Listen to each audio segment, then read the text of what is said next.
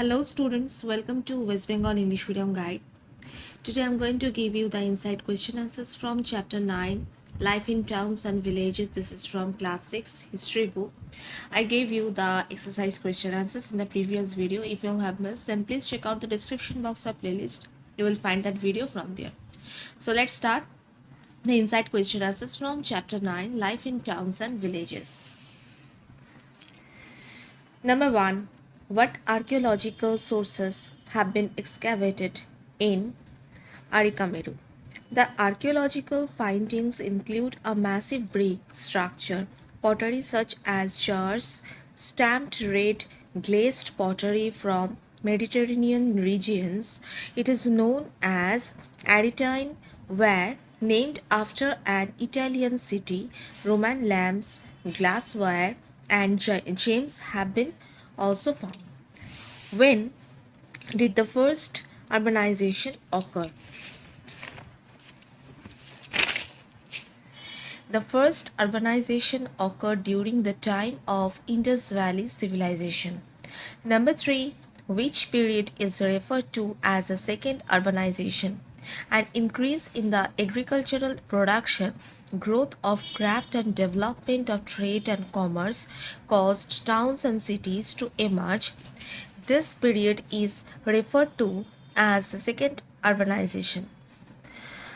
Which sources provide the information of second urbanization, or which towns are mentioned in literary works and other sources? We get mentions of towns such as Patliputra, Vaishali, Kaushambi, Mathura, Rajagriha, Arikameru, and Kaviripattanam in literary works such as Jataka tales, the Sangam literature, and accounts of foreign travelers. Archaeological remains such as punch marked coins and the northern black polished ware pottery also provide information about second urbanization. Number 5. When did Mathura become a thriving city? Between the 2nd century BC and the 3rd century BC, Mathura became a thriving city. Number 6. Under which dynasty did Mathura attain its highest point? Under Kushana's Mathura attained its highest point. Number 7. What could be the reasons for the rise of Mathura? The rise of Mathura was due to its strategic geographical location and network of communications. The city commanded the gateway to the rich alluvial Ganga plain, to central and southern India, and to the flourishing ports of the western seaboard. It traditionally had served as a focus for the ethnic migrations from the northwest and as a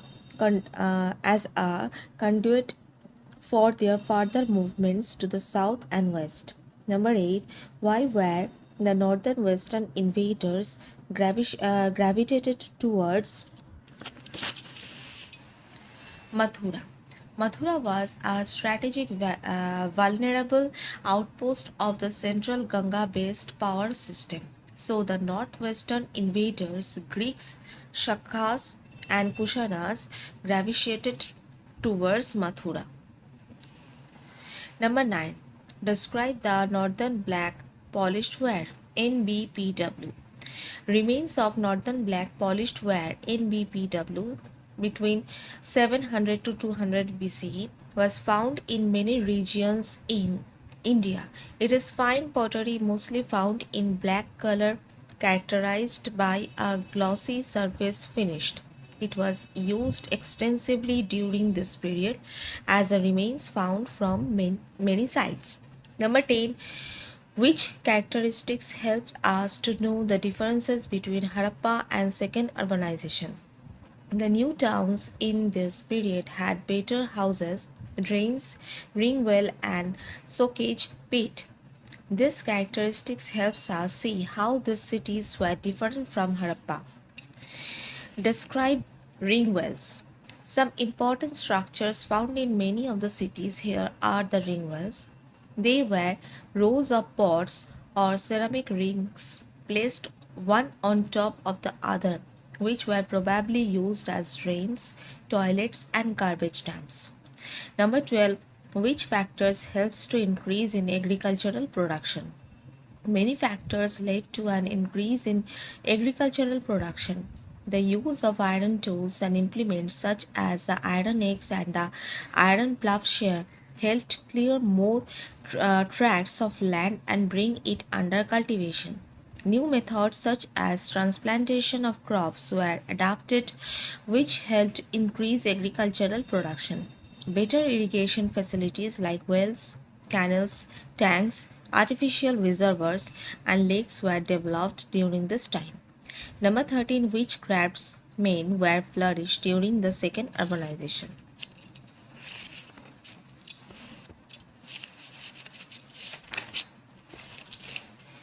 Potters, weavers, blacksmiths, carpenters, goldsmiths, leather workers, ivory workers, and other craftsmen developed during second urbanization. Next, where did the craftsmen live?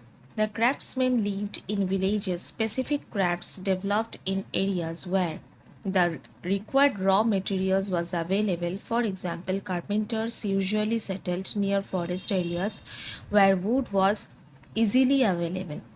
When did the trade flourish during this time? With the growth of towns and cities, both internal and external trade flourished.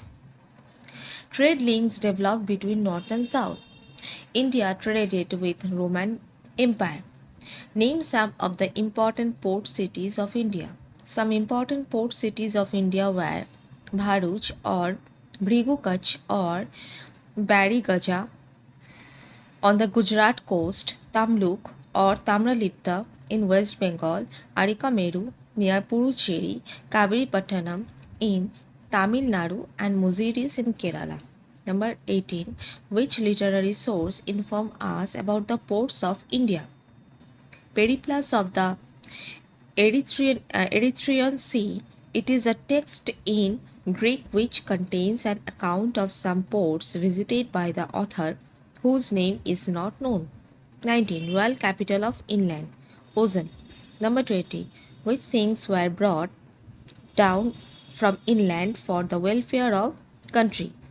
Agate, carnelian, Indian muslin, mallow cloth, and much ordinary cloth. Rivers were used for transportation. Weight and measures and punch marked coins were used for trade. Coins were made of silver and copper, which were indicating long distance trade. Many silver coins were found in different places, both in India and abroad, indicating long distance trade. Who formed guilds? The craftsmen and traders formed guilds or shrenis such as craft guild and merchant guilds. Merchant guilds were guild of traders and merchants.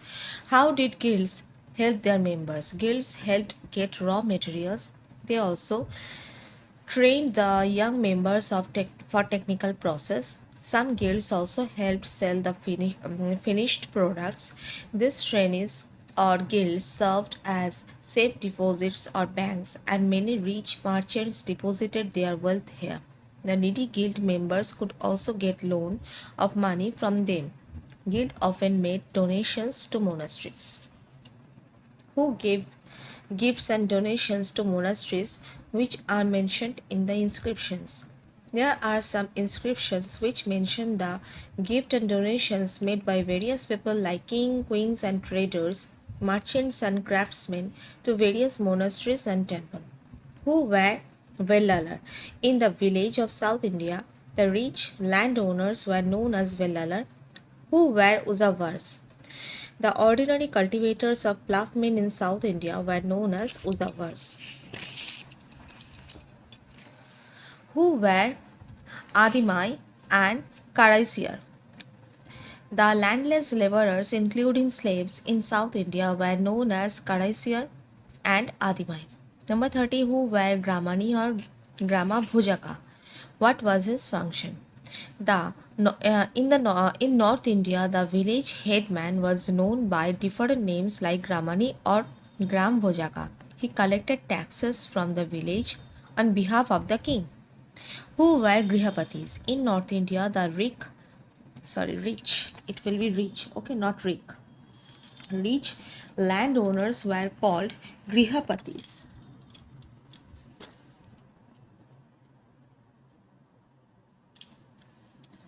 who were Krishakas. In North India, the cultivators were known as Krishakas, who were Dasas and Karmakaras.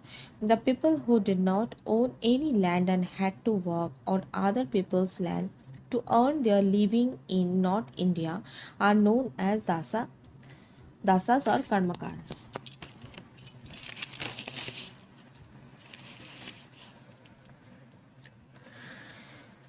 What does dasas mean now? Now dasas mean slaves. Who are karmakaras now? Karmakaras are paid laborers.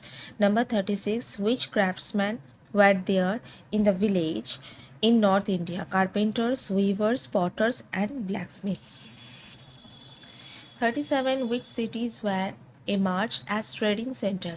Some towns such as Sopara or Suparaka, Bharuch and Tamluk emerged as trading center. 38. Which centers of secondary urbanization were capital centers of political and administrative activities? Patliputra, Ujjain, Madurai. Which centers were religious or pilgrimage centers? Varanasi, Mathura. Name some towns which were developed as centers of art and craft. Varanasi, Madurai. Which cities laid an important trade routes? Amravati, Nagarjuna Kondra, and Mathura. Which one was the busiest port of ancient India? Bharuch. Which was an important center for overseas trade? Bharuch. Which is the oldest city of Gujarat? Bharuch.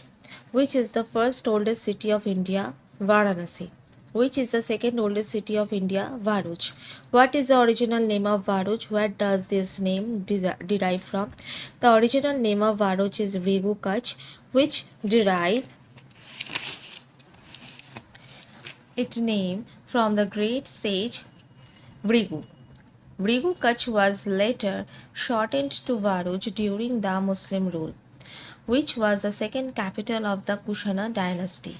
Mathura. Mathura was an important political and administrative center. Mathura was an important religious center for Hindus, Jains, and Buddhists. Where was Arikameru located? Arikameru was an important trading center and an important archaeological site located near Puducherry. When was Arikameru excavated and by whom? Arikameru was excavated in the 1940s by Mortimer Will. Mortimer Will. Under which dynasty Arikameru was emerged? The Chola dynasty. Where is the information about Arikameru obtained from? Information about Arikameru is obtained from the archaeological source. Where are the references about Arikameru found in? References about Arikameru are found in the Sangam literature. Arikameru was an important trading center with Rome. What is Aretine ware? Remains of amphor and stamped red glazed pottery known as Aretine ware. For 59, which things were exported from Arikameru? Textiles, glass shells, bangles, and semi-precious stones. Which things were imported to Arikameru? Wine and olive oil. Which is the oldest city of Europe? Rome. Number 62, Roman architecture was grand and impressive. Number 63, what were constructed in Rome? They constructed temples, palaces, amphitheaters, and other structures. Number 64, what was amphitheater? Huge open air stadium. 65, name the most famous Roman amphitheater, the Colosseum. 66, name some examples of important architectural achievements of Romance. Huge public baths with separate timings for men and women and adequate or channels to supply water for the city's bath. Fountains and toilets were important achievements of the Romans. 67. Why was Mathura famous? Mathura was the second capital of the Kushana dynasty, thus was an important political and administrative center. The Mathura school of art flourished here. Mathura was also an important religious center for Hindus, Jains, and Buddhists. Various Buddhist monasteries and Jain shrines were situated here. It was also an important place for worship of Krishna. So these are the insight question answers from the chapter Life in Towns and Villages, Class 6 History Book, West Bengal Board. So that's all for today's news. Soon with a new video. Till then, take care and bye.